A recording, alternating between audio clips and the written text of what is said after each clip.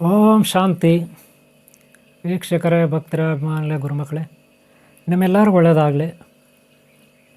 ಯಂತ್ರ ಬರೆಯೋದು ಹೇಗೆ, ಯಂತ್ರ ಹಾಗೆ ತಾಯ್ತ ಬರೆಯೋದು ಹೇಗೆ. ತಾಯ್ತ ಯಾರಿಗಾದರೂ ಮಕ್ಕಳಿಗೆ ಆರೋಗ್ಯ ಸರಿ ಇಲ್ಲ ಅಂದರೆ ಅವ್ರಿಗೆ ನಾವು ತಾಯ್ತ, ನೀವು ನೋಡ್ಬೋದು, ತಾಯ್ತ ಕೈ ಕಟ್ತಾರೆ ಕೆಲವು ಗುರುಗಳ ಹತ್ರ ಅಲ್ಲಿ ಇಲ್ಲಿ ಹೋಗಿ. ಅದನ್ನು ಹೇಗೆ ರೆಡಿ ಮಾಡೋದು ಹೇಗೆ, ಅದನ್ನು ನಾನು ನಿಮಗೆ ಸ್ವಲ್ಪ ತಿಳಿಸ್ಕೊಡ್ತೀನಿ. ಅದರಲ್ಲಿ ಬೀಜಾಕ್ಷರ ಮಂತ್ರ ಇರುತ್ತೆ. ಬೀಜಾಕ್ಷರ ಮಂತ್ರವನ್ನು ಯಾವ ರೀತಿ ನಾವು ರೆಡಿ ಮಾಡಬೇಕು, ಹಾಗೆ ಬೀಜಾಕ್ಷರ ಮಂತ್ರವನ್ನು ರೆಡಿ ಮಾಡಿ ಅದನ್ನು ನಾವು ಒಂದು ತಾಯ್ತ ಗ್ರಂಥಿಗೆ ಅಂಗಡಿಗಳಲ್ಲಿ ಸಿಗುತ್ತೆ. ನಿಮಗೆ ಗ್ರಂಥಿಗೆ ಅಂಗಡಿಯಲ್ಲಿ ಚಿಕ್ಕ ಸೈಜು, ದೊಡ್ಡ ಸೈಜು, ಅದಕ್ಕಿಂತ ದೊಡ್ಡ ಸೈಜು, ಹೀಗೆ ಬೇರೆ ಬೇರೆ ತಾಯ್ತಗಳು ಸಿಗುತ್ತೆ. ಅದರಲ್ಲಿ ಫ್ಲ್ಯಾಟು ಬರುತ್ತೆ, ಹಾಗೆ ರೌಂಡು ಬರುತ್ತೆ. ನೀವು ರೌಂಡ್ ತೊಗೊಳ್ಳಿ. ಅದು ಓಪನ್ ಮಾಡಿದ್ರೆ ಸೇಮ್ ನಿಮ್ಮದು ಬಿ ಕಾಂಪ್ಲೆಕ್ಸ್ ಮಾತ್ರೆ ಟ್ಯೂಬುಗಳಿರುತ್ತಲ್ಲ, ಟ್ಯೂಬ್ ಕ್ಯಾಪ್ಸೂಲ್ಸ್, ಮಾತ್ರೆಗಳು, ಟ್ಯೂಬ್ ಮಾತ್ರೆ ಅಂತಿರಲ್ಲ, ಅದು ಓಪನ್ ಮಾಡಿದ್ರೆ ಹೆಂಗಿರುತ್ತೆ ಪೈಪು, ಮತ್ತೆ ಹಾಕ್ಬೋದಲ್ಲ ಮಾತ್ರೆಗಳು, ಆ ಥರ ಇರುತ್ತದು ತಾಯ್ತಗಳು. ನಿಮ್ಗೆ ಗೊತ್ತಿದೆ ತಾಯ್ತಗಳು. ಓಪನ್ ಮಾಡಿದ್ರೆ ಮುಚ್ಚಳ ಓಪನ್ ಆಗುತ್ತೆ. ಆಮೇಲೆ ನೀವೇನು ಬರೆದಿರ್ತೀರಿ, ಒಂದು ತಾಮ್ರದ ತಗಡು ಮೇಲೆ ಬರಿಬೋದು, ಇಲ್ಲ ಪೇಪರ್, ಒಳ್ಳೆ ಪೇಪರ್ ಇರುತ್ತಲ್ಲ, ಪೇಪರ್ನಲ್ಲಿ ಬರಿಬೋದು. ಪೇಪರ್ನಲ್ಲಿ ಬರೆದ್ರೆ ಏನು ಪ್ರಾಬ್ಲಮ್ ಅಂದರೆ, ಸ್ನಾನ ಮಾಡುವಾಗ ಅಥವಾ ನೀರಲ್ಲಿ ಬಿದ್ದಾಗ ಅದೇನಾದರೂ ಒಳಗಡೆ ನೀರು ಹೋಗಲ್ಲ. ನೀವು ತಾಯ್ತದೊಳಗಡೆ ನೀರು ಹೋಗಲ್ಲ, ಒಂದು ವೇಳೆ ಹೋದರೂ ಹೋಗುತ್ತೆ, ಹೇಳಕ್ಕೆ ಬರಲ್ಲ. ಅದಕ್ಕೆ ಪೇಪರ್ನಲ್ಲಿ ಬರಿಬಿಡಿ. ಇನ್ನೊಂದು ಇಂಕು, ನೀವು ಬರೀತೀರಲ್ಲ, ಇಂಕಲ್ಲಿ ಬರೆದ್ರೆ ಪೇಪರ್ನಲ್ಲಿ ಜಾಸ್ತಿ ದಿನ ಬಳಕೆ ಬರಲ್ಲ. ಅದಕ್ಕೆ ನೀವು ತಾಮ್ರದ ತಗಡು ಮೇಲೆ ಒಂದು ಸೂಜಿ, ದಬ್ಬಣ ಅಂತಿರಲ್ಲ, ಸೂಜಿ ತಗೊಂಡು ನೀಟಾಗಿ ಕೂತ್ಕೊಂಡು ಕೆತ್ತಬೋದು ಅಥವಾ ಬರೀಬೋದು. ಅಕ್ಷರಗಳು, ಬೀಜಾಕ್ಷರ ಮಂತ್ರ, ಅದನ್ನು ಸಿದ್ಧಿ ಮಾಡ್ಕೋಬೇಕು. ಸಿದ್ಧಿ ಮಾಡಿಕೊಂಡು ಆಮೇಲೆ ಅದನ್ನು ಇಷ್ಟು ಬಾರಿ ಅಂತ ಪಠನೆ ಮಾಡಿ ಅದನ್ನು ಬರೆದು ಅದರಲ್ಲಿ ಹಾಕಬೇಕಾಗುತ್ತೆ. ಅದು ಯಾವ ರೀತಿ ಹೇಗೆ ಅನ್ನೋದನ್ನು ನಾನು ಈಗ ನಿಮಗೆ ತಿಳಿಸ್ಕೊಡ್ತೀನಿ. ಈ ವಿಡಿಯೋನ ನೀವು ಕೊನೆಯವರೆಗೂ ನೋಡಿ. ನೀವು ನಿಮ್ಮ ಮನೆಯಲ್ಲಿ ಮಕ್ಕಳಿಗೆ ಮೈ ಸರಿಯಿಲ್ಲ, ಜ್ವರ ಬಂತಂದರೆ, ಅಥವಾ ಬೇರೆ ಅಕ್ಕಪಕ್ಕದವರು ನಿಮ್ಮ ಹತ್ರ ಕಷ್ಟ ಹೇಳ್ಕೊಂಡು ಬಂದರೆ, ಅದೇನೇ ಇರಲಿ, ಸಾಲದ ಬಾಧೆ ಇರಲಿ, ಇಲ್ವಾ ಮದುವೆಗಳ ಬಗ್ಗೆ ಆಗಲಿ, ಇಲ್ಲ ದುಷ್ಟಶಕ್ತಿಗಳ ಕಾಟ ಇರಲಿ, ಬ್ರಹ್ಮರಾಕ್ಷಸ ಬಾಧೆ ಇರಲಿ, ಭೂತ ಪ್ರೇತ ಪಿಶಾಚಿಗಳ ಬಾಧೆ ಇರಲಿ, ಯಾವುದೇ ದಾರಿದ್ರ್ಯ ಇರಲಿ, ಈ ಒಂದು ತಾಯ್ತಗಳು ನೀವು ಬೀಜಾಕ್ಷರ ಮಂತ್ರಗಳು ಬರೆದು ಹಾಕಿದಾಗ, ಅವರಿಗೆ ತಾಯ್ತ ಕೊಟ್ಟಾಗ ಅಥವಾ ನೀವೇ ಕಟ್ಕೊಂಡಾಗ ಅದು ವಾಸಿ ಆಗುತ್ತೆ. ಯಾವುದೇ ಸಂದೇಹ ಬೇಡ. ಅದಕ್ಕೆ ಏನೆಲ್ಲ ಪ್ರೋಸೆಸ್ ಇದೆ, ಯಾವ ರೀತಿ ಅನ್ನೋದನ್ನು ನಾನೀಗ ನಿಮಗೆ ತಿಳಿಸ್ಕೊಡ್ತೀನಿ. ಈ ವಿಡಿಯೋನ ಕೊನೆಯವರೆಗೂ ನೋಡಿ. ಮೊದಲಿಗೆ ನಾವು ಏನಪ್ಪ ಅಂದರೆ, ಕಷ್ಟಗಳು ಬರುತ್ತೆ.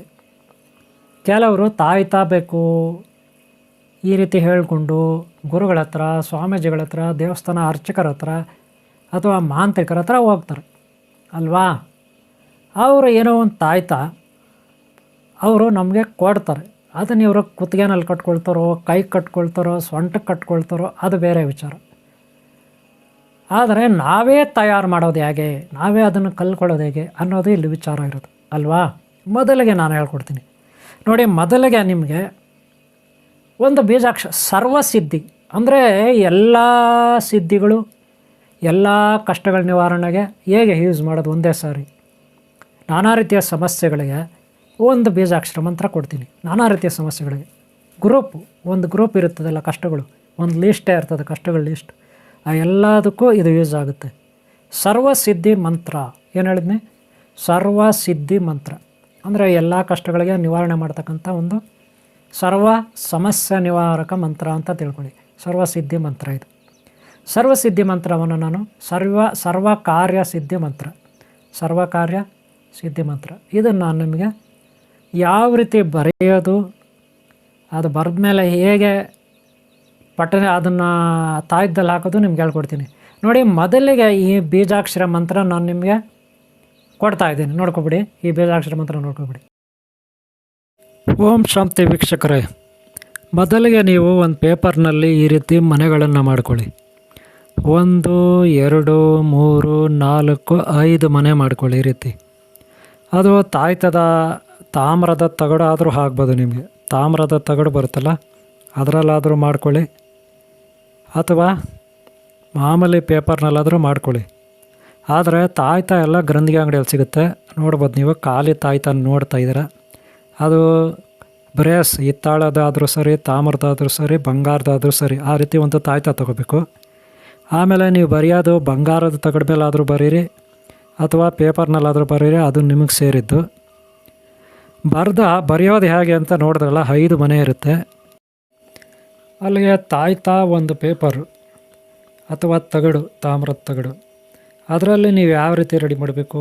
ಇಲ್ಲಿ ನೋಡಿ 5 ಮನೆ ಇದೆ. ಮೊದಲನೇ ಮನೆಯಲ್ಲಿ ಓಂ ಅಂತಿದೆ, 2ನೇ ಮನೆಯಲ್ಲಿ ಶ್ರೀಮ್ ಅಂತಿದೆ, 3ನೇ ಮನೆಯಲ್ಲಿ ಗ್ರೀಂ ಗ್ಲಾಮ್, 4ನೇ ಮನೆಯಲ್ಲಿ ಕ್ಲೀಮ್, 5ನೇ ಮನೆಯಲ್ಲಿ ಗ್ಲಾಮ್. ನೋಡಿದ್ರಲ್ಲ, ಮತ್ತೊಮ್ಮೆ ನೋಡ್ಕೊಳ್ಳಿ.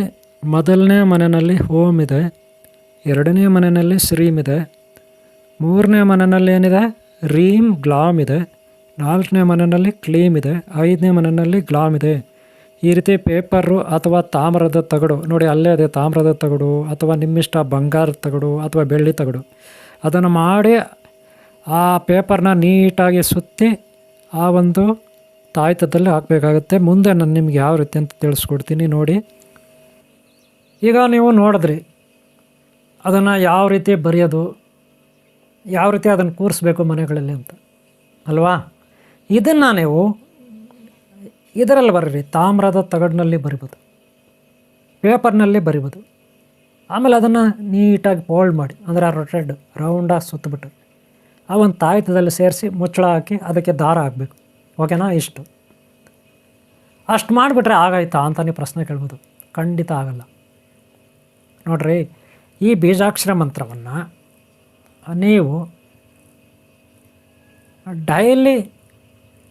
ಡೈಲಿ ಬೆಳಗ್ಗೆಯಿಂದ ಸಂಜೆವರೆಗೂ, ಅಂದರೆ ರಾತ್ರಿ ಮಲಗೋವರೆಗೂ 5 ಸಾರಿ, ಒಂದು ಸಾರಿ ಕೂತ್ಕೊಂಡ್ರೆ 108 ಸಾರಿ, ಒಂದು ಸಾರಿ ಕೂತ್ಕೊಂಡ್ರೆ ಜಪ ತಪ ಮಾಡಲಿಕ್ಕೆ, ಈ ಮಂತ್ರ ಪಠನೆ ಮಾಡಲಿಕ್ಕೆ 108 ಸಾರಿ, ದಿನಕ್ಕೆ 5 ಸಾರಿ ಕೂತ್ಕೋಬೇಕು.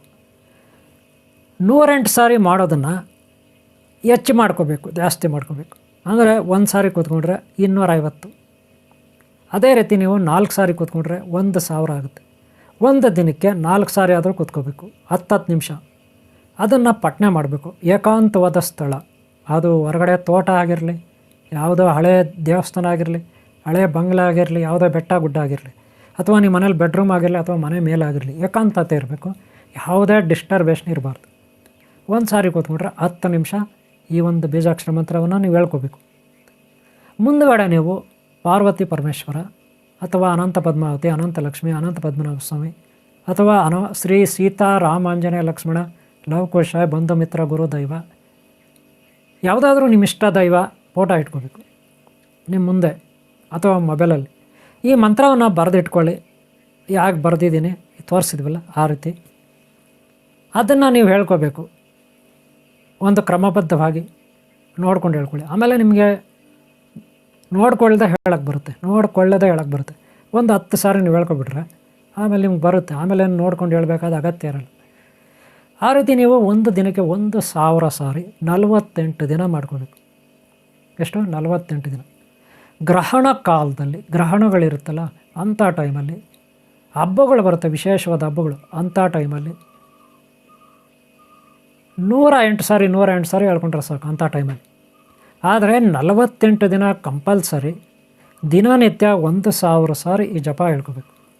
ಇಷ್ಟಾದಮೇಲೆ 48 ದಿನ ಆದಮೇಲೆ ಬರೀ ನೀವು ಯಾರಾದರೂ ಕಷ್ಟ ಅಂತ ಬಂದರೆ ಈ ಮಂತ್ರವನ್ನು 11 ಸಾರಿ ಹೇಳಬೇಕು. 11 ಸಾರಿ ಹೇಳಿಬಿಟ್ಟು ಯಂತ್ರ ಬರೆದಿರ್ತೀರಲ್ಲ ಅದನ್ನು ತಾಯ್ತಾ ಒಳಗೆ ಹಾಕಬೇಕು, ಮುಚ್ಚಳ ಹಾಕಬೇಕು. 11 ಸಾರಿ ಹೇಳಿ ಅವ್ರಿಗೆ ನೀವು ಯಾರು ಕಷ್ಟದಿಂದ ಅಂತ ಹೇಳ್ಕೊಂಡು ಬಂದಿರ್ತಾರೆ ಅವ್ರಿಗೆ ಕೊಡಬೇಕು. ಅವರು ಕೈನಲ್ಲಿ ಕುತ್ತಿಗೆನಲ್ಲಿ ಅವ್ರು ಕಟ್ಕೋಬೇಕು. ನೀವು ಕಟ್ಕೋಬೋದು, ಅವ್ರಿಗೂ ಕೊಡ್ಬೋದು. ಆದರೆ ಅನಂತರ ಅದನ್ನು ಅವರು ಸೂತ್ಕ ಏನಾದರೂ ಯಾರಾದರೂ ತೀರೋಗ್ಬಿಟ್ಟಿದ್ರೆ ಅಥವಾ ಅವ್ರ ಮನೇಲಿ ಏನೋ ಅಂಟು ಮುಂಟು ಸೂತ್ಕ ಇದ್ದರೆ ಅದನ್ನು ಬಿಚ್ಚಿಡಬೇಕು, ದೇವ್ರ ಮನೇಲಿ ಇಡಬೇಕು. ಹಾಗೆ ಎಲ್ಲಾದರೂ ಹೊರಗಡೆ ಏನಾದರೂ ಕೆಲಸದ ನಿಮಿತ್ತ ಹೋದರೆ, ಯಾವುದೋ ಒಂದು ಒಳ್ಳೆಯ ಕೆಲಸ ಆಗಬೇಕು, ಯಾವುದೋ ಒಂದು ಕಾರ್ಯ ಸಾಧನೆ ಆಗಬೇಕು, ಯಾವುದೋ ಒಂದು ಸಂಕಲ್ಪ ಇದೆ ಅದು ಪೂರೈಸ್ಕೋಬೇಕು ಅಂತ ಇದ್ದರೆ ಅದೇನಾದರೂ ಆಗಿರಲಿ, ಇಲ್ಲ ಹೆಣ್ಣನ್ನು ನೋಡೋಕ್ಕೆ ಹೋಗಲಿ ಗಂಡು, ಇಲ್ಲ ಗಂಡನ್ನು ನೋಡೋಕ್ಕೆ ಹೋಗಲಿ ಹೆಣ್ಣಿನ ಕಡೆಯವರು, ಗಂಡಿನ ಕಡೆಯವರು, ಆಗ ಈ ತಾಯ್ತವನ್ನ ಕೈನಲ್ಲಿ ಅಥವಾ ಕುತ್ತಿಗೆ ಕಟ್ಕೊಳ್ಬೇಕು. ಅವರು ಕೆಲಸದ ನಿಮಿತ್ತ ಹೋಗೋ ಹೊರಗಡೆ ಕೆಲಸ ಈಡೇರಬೇಕಲ್ಲ, ಅದಕ್ಕೆ ಈ ರೀತಿ ಮಾಡ್ಕೋಬೇಕು. ಹಾಗೆ ಏನಾದರೂ ಇಂಟ್ರ್ಯೂಗೆ ಹೋದರೆ ಯಾವುದಾದ್ರೂ ಕೆಲಸದ ನಿಮಿತ್ತ ಇದನ್ನು ಕೈಗೆ ಅಥವಾ ಕುತ್ತಿಗೆಯಲ್ಲಿ ಕಟ್ಕೊಂಡು ಹೋಗಬೇಕು. ಆಮೇಲೆ ಇನ್ನೂ ಯಾವುದೋ ಕೆಲಸದ ಮೇಲೆ ಹೋದರೆ ಇದನ್ನು ಕಟ್ಕೊಂಡು ಹೋಗ್ಬೇಕು. ಏನೇ ಇರಲಿ, ಹೊರಗಡೆ ನಾವು ಯಾವುದೋ ಒಂದು ವ್ಯಾಪಾರ, ಯಾವುದೋ ಒಂದು ಕೆಲಸ, ಯಾವುದೋ ಒಂದು ಕಾರ್ಯಕ್ಕೆ ಹೋದಾಗ ಈ ತಾಯ್ತ ಕಟ್ಕೊಂಡು ಹೋಗ್ಬೇಕು. ಗೊತ್ತಾಯ್ತಲ್ಲ. ಆಮೇಲೆ ಮನೆಗೆ ಬಂದಮೇಲೆ ಅದನ್ನು ಬಿಚ್ಚಿ ದೇವ್ರ ಮನೇಲಿ ಇಡಬೇಕು. ನೆನ್ಪಿಟ್ಕೊಳ್ಳಿ, ಪ್ರತಿದಿನ 108 ಸಾರಿ ಹೇಳ್ಕೊತಾ ಇರ್ಬೇಕು. ಬರೀ 108 ಸಾರಿ ಒನ್ ಟೈಮ್ ಹೇಳ್ಕೊಂಡ್ರೆ ಸಾಕು. ಆಮೇಲೆ ಫಸ್ಟು 48 ದಿನ ಅದು ಆಗೋಯ್ತು, ಆಮೇಲೆ ಅದು ಸಿದ್ಧಿ ಆಗಿರುತ್ತೆ. ಆಮೇಲೆ ನೀವು 11 ಸಾರಿ ಹೇಳ್ಬೇಕು. 11 ಸಾರಿ, ಒಂದು ಸಾರಿ ತಾಯ್ತ ಯಾರಿಗಾದ್ರೂ ನೀವು ತಾಯ್ತ ಕೊಡ್ತೀರಾ, ಆವಾಗ 11 ಸಾರಿ ಪಠನೆ ಮಾಡಬೇಕು. 11 ಸಾರಿ ಪಠನೆ ಮಾಡಿ ಅವ್ರಿಗೆ ಕೊಡಬೇಕು. ಪ್ರತಿ ಸಾರಿ ನೀವೇ ಕಟ್ಕೊತೀರ ಕುತ್ತಿಗೆಗೆ, ಆವಾಗ 11 ಸಾರಿ ಹೇಳಿ ಕಟ್ಕೋಬೇಕು. ಗೊತ್ತಾಯ್ತಲ್ಲ. ಸೂತ್ಕ ಮಡಿ ಇವೆಲ್ಲ ಇರುವಾಗ ಅದನ್ನು ಬಿಚ್ಚಿ ಮನೇಲಿ ಇಟ್ಟಿರ್ಬೇಕು. ಅದಕ್ಕೆ ದೇವ್ರ ಮನೇಲಿ ಇಟ್ಕೋಬೇಕು. ನಿಮಗೆ ಬೇಕಾದಾಗ ಅವಶ್ಯಕತೆ ಇರೋವಾಗ ಮಾತ್ರ ಅದು ಕಟ್ಕೊಂಡು ಹೋಗ್ಬೇಕು. ಅದೇ ರೀತಿ ನೀವು ಬೇರೆಯವ್ರಿಗೆ ಕೊಡೋವಾಗ ಅವ್ರಿಗೂ ಹೇಳಬೇಕು. ಗೊತ್ತಾಯ್ತಲ್ಲ. ಅವರು ಎಲ್ಲಾದರೂ ಹೋಗೋವಾಗ, ಯಾವುದಾದ್ರೂ ಕೆಲಸಗಾರಿಗೆ ಹೋಗುವಾಗ ಅವರು ಅವಾಗ ಕಟ್ಕೊಂಡು ಹೋಗ್ಬೇಕು. ಬೇರೆ ಟೈಮಲ್ಲೇ ಅದನ್ನು ದೇವ್ರ ಮನೇಲಿ ಇಡಬೇಕು. ಈಗ ಅರ್ಥ ಆಯ್ತಾ. ಯಾವುದೇ ಕಾರಣಕ್ಕೂ ಅದು ಅದಕ್ಕೆ ಅದು ಸೂತ್ಕ ಬೀಳಬಾರ್ದು, ಅದು ಭಂಗ ಆಗಬಾರ್ದು. ಆ ರೀತಿ ನೀವು ನೋಡ್ಕೋಬೇಕು. ಗೊತ್ತಾಯ್ತಲ್ಲ. ಈ ರೀತಿ ಮಾಡಿದಾಗ ಅದಕ್ಕೆ ಶಕ್ತಿ ಇರುತ್ತೆ. ದೇವ್ರ ಮನೇಲಿ ಇಟ್ಟಿರ್ತೀರಲ್ಲ ಅದಕ್ಕೆ. ಗೊತ್ತಾಯ್ತಲ್ಲ. ಈ ರೀತಿ ಆ ತಾಯ್ತವನ್ನ ಈ ಸರ್ವಸ್ ಕಾರ್ಯಸಿದ್ಧಿ ಈ ತಾಯ್ತ. ಹಾಗೆ ಬೀಜಾಕ್ಷರ ಮಂತ್ರವನ್ನು ಹೇಗೆ ಪಡ್ಕೊಳ್ಳೋದು ಇವಾಗ ಹೇಳ್ತೀನಿ. ಇದು ಬರೆಯೋದು ಬಂದು ತಾಮ್ರದ ತಗಡು ಅಥವಾ ಪೇಪರ್ನಲ್ಲಿ ಬರಿಬೋದು. ಪೇಪರ್ನಲ್ಲಿ ಬೇಗನೆ ಆಯುಸ್ ಮುಗಿಯುತ್ತೆ. ತಾಮ್ರದ ತಗಡಲ್ಲಿ ಬರೆದ್ರೆ ಒಳ್ಳೆಯದು. ಓಕೆನಾ. ಇದು ಗ್ರಂಥಿಗೆ ಅಂಗಡಿಯಲ್ಲಿ ಸಿಗುತ್ತೆ ಐಟಮ್ಸು. ತಾಯ್ತ, ಆ ಯಂತ್ರಗಳು, ಖಾಲಿ ಯಂತ್ರಗಳು ಸಿಗುತ್ತೆ. ಪೇಪರ್, ತಾಮ್ರದ ತಗಡು ಸಿಗುತ್ತೆ. ಅದರಲ್ಲಿ ನೀವು ಬರಿಬೋದು. ಬರೀಲಿಕ್ಕೆ ಸೂಜಿ, ದಬಡ ಅಂತೀವಲ್ಲ, ಒಂದು ಮೊಳೆ ಥರ. ಇಷ್ಟು ಮಾಡ್ಕೊಳ್ಳಿ. ಆದರೆ ಒಂದು ವೇಳೆ ನೀವೇ ಈ ಬೀಜಾಕ್ಷರ ಮಂತ್ರನ ಪಠನೆ ಮಾಡ್ಬೋದು, ಸಾಧನೆ ಮಾಡ್ಬೋದು. ಇಲ್ಲ ನಾವು ಗುರುಗಳ ಹತ್ರ ದೀಕ್ಷೆ ತಗೊಳ್ತೀವಿ, ಅದನ್ನು ಇಲ್ಲ ಉಪದೇಶ ತಗೊಳ್ತೀವಿ ಅಂದರೆ ನಾವು ಆನ್ಲೈನ್ ಅಂದರೆ ಫೋನ್ನಲ್ಲಿ, ಇವಾಗ ಹೆಂಗಿದೆ ಫೋನ್ನಲ್ಲಿ ಭಾನುವಾರ, ಮಂಗಳವಾರ, ಶನಿವಾರ ಬೀಜಾಕ್ಷರ ಮಂತ್ರವನ್ನು ನಾನು ಕೊಡಬೇಕಾದ್ರೆ ನಾವು ಕೂಡ ಕೊಡ್ತೀನಿ. ನೀವು ತಗೋಬೋದು. ಕಾಲ್ ಮಾಡಿ, ನಂಬರ್ ಕೊಟ್ಟಿರ್ತೀನಿ, ಕಾಲ್ ಮಾಡಿ ದೀಕ್ಷೆ ತಗೊಳ್ಳಿ, ಮಂತ್ರೋಪದೇಶ ತಗೊಳ್ಳಿ. ಗೊತ್ತಾಯ್ತಲ್ಲ. ನೀವು ಸಾಧನೆ ಮಾಡಿ. ಇದು ಸರ್ವಕಾರ್ಯಸಿದ್ಧಿ ಮಂತ್ರ. ಓಕೆನಾ. ಇಷ್ಟು ಹೇಳ್ತಾ ಈ ವಿಡಿಯೋನ ಮುಗಿಸ್ತಾ ಇದ್ದೀನಿ. ನಿಮ್ಗೆ ಒಳ್ಳೆಯದಾಗಲಿ. ಹಾಗೆ ಹಿಂದಿನ ವಿಡಿಯೋಗಳು ನೋಡಿ, ಹಾಗೆ ಮುಂದಿನ ವಿಡಿಯೋಗಳು ನೋಡಿ. ಸಬ್ಸ್ಕ್ರೈಬ್ ಆಗಿಲ್ಲ ಅಂದ್ರೆ ಹಾಕ್ಕೊಳ್ಳಿ. ಹಾಗೆ ಅಲ್ಲಿ ಸಪ್ತಚಕ್ರಗಳ ಕುಂಡಲಿನಿ ಸಾಧನೆ ಇರುತ್ತೆ, ಜ್ಯೋತಿಷ್ಯ ಶಾಸ್ತ್ರ ಇರುತ್ತೆ, ಪ್ರಶ್ನೆಶಾಸ್ತ್ರ ಇರುತ್ತೆ, ತಾಂಡೂಲ ಶಾಸ್ತ್ರ ಇರುತ್ತೆ. ಆನ್ಲೈನ್ ಕ್ಲಾಸಸ್ ಇಲ್ಲಿ ನಡೆಯುತ್ತೆ. ಗುರುಗಳಿರ್ತಾರೆ, ಪಾಠ ಮಾಡ್ತಾರೆ. ಇಲ್ಲಿ ಗುರುಗಳಿದ್ದಾರೆ, ಪಾಠ ಮಾಡ್ತಾರೆ. ನೀವು ಸೇರಿಕೊಡಿ. ನಿಮಗೆ ಒಳ್ಳೆಯದಾಗಲಿ. ಕಲೀರಿ. ನಿಮ್ಮೆಲ್ಲರಿಗೂ ಒಳ್ಳೆಯದಾಗಲಿ. ಇಷ್ಟ ಆದರೆ ಒಂದು ಲೈಕ್ ಮಾಡಿ ಈ ವಿಡಿಯೋ. ನಿಮ್ಮ ಪ್ರೋತ್ಸಾಹ ಇದ್ದರೆ ಮತ್ತೆ ವಿಡಿಯೋ ಮಾಡಿ. ನೆಕ್ಸ್ಟ್ ಮುಂದಿನ ಭಾಗದಲ್ಲಿ ಇನ್ನೊಂದು ಬೀಜಾಕ್ಷರ ಮಂತ್ರ, ಇನ್ನೊಂದು ತಾಯ್ತದ ಬಗ್ಗೆ ಹೇಳ್ಕೊಡ್ತೀನಿ. ಇದೇ ರೀತಿ ಆಗಾಗ ನಾನು ನಿಮಗೆ ಒಂದೊಂದು ಮಂತ್ರಗಳ ಬಗ್ಗೆ, ತಾಯ್ತದ ಬಗ್ಗೆ ಹೇಗೆ ಮಾಡೋದು ಅಂತ, ಬೀಜಾಕ್ಷರ ಮಂತ್ರಗಳು ಬರೆಯೋದು ಹೇಗೆ ಹೇಳ್ಕೊಡ್ತೀನಿ. ಓಕೆನಾ. ನೆಕ್ಸ್ಟ್ ಭಾಗ ನೋಡಿ.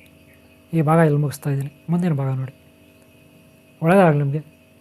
ಓಂ ಶಾಂತಿ, ಓಂ ಶಾಂತಿ, ಓಂ ಶಾಂತಿ.